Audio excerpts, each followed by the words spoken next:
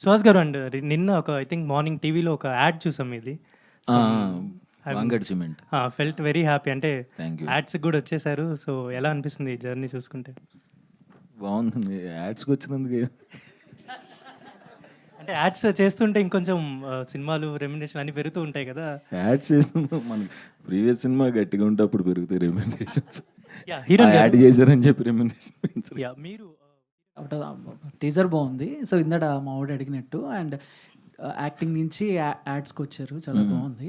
But ఒక add చేస్తే సినిమాకి అంత ఛార్జ్ చేస్తున్నారు, యాడ్కి కూడా అంతే ఛార్జ్ చేస్తున్నారని బయట టాక్, అది అంతవరకు నిజం? ఏం టార్చర్ అయిపోయింది నాకు ఇది జీవితం.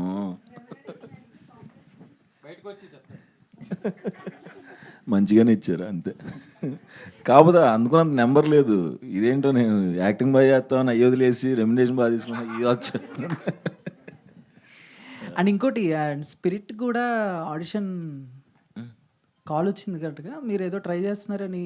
ఏది? ఎంతవరకు కరెక్ట్ అది? దేని స్పిరిట్లో లేదు లేదు రాదు. వస్తే చెప్పేస్తాను. Okay, done done.